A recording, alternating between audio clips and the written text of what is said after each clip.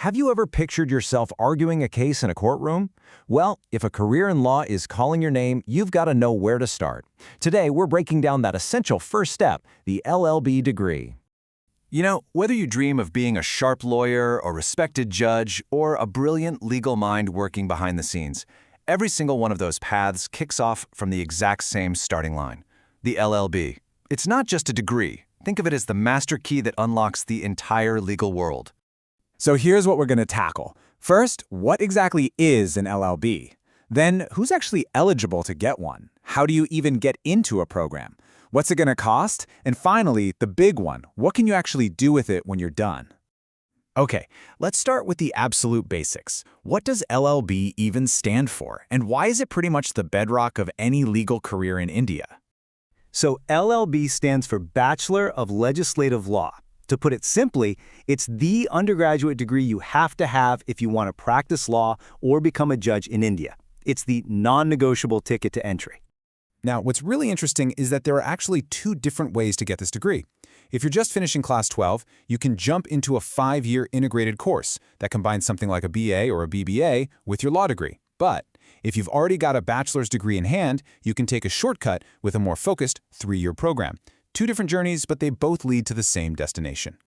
All right, we know what the degree is, but who can actually apply for it? Let's take a look at the requirements, shall we? And here's some great news that busts a common myth.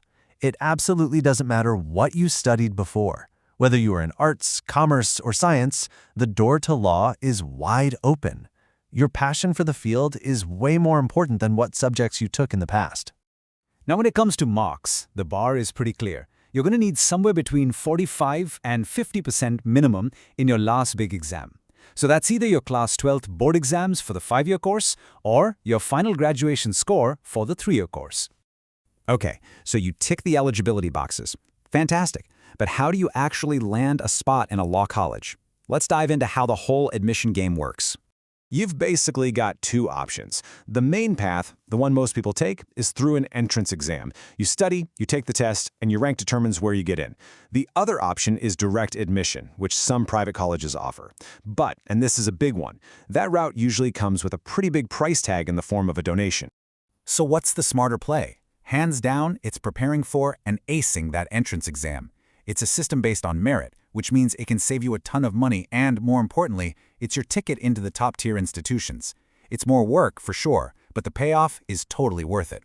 Speaking of money, let's talk about the cost of an LL.B.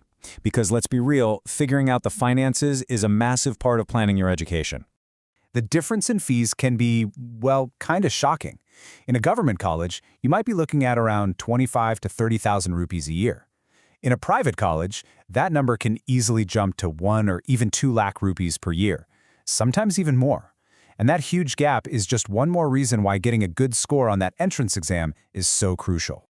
And here is a super important piece of advice. If you are thinking about going the private route, you have to do your homework. I mean, really dig deep. Check out their reputation, who teaches there, their accreditations. You want to make absolutely certain that your degree will be respected and valued after you've invested all that time and money.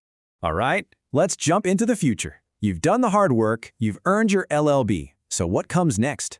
Let's explore all the cool career paths that are now open to you.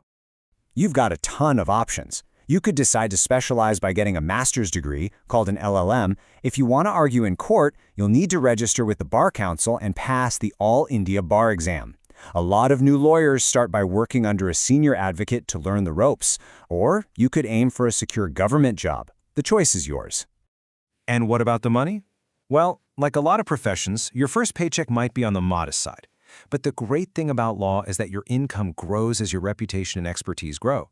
The more experience you get and the more cases you handle, the more you can earn. Your value really compounds over time. So there you have it. That's the complete roadmap for the LL.B. degree, from what it is to where it can take you. The path isn't easy, but it's clear. Now that you know how it all works, there's really only one question left. What's the first case you'd want to fight?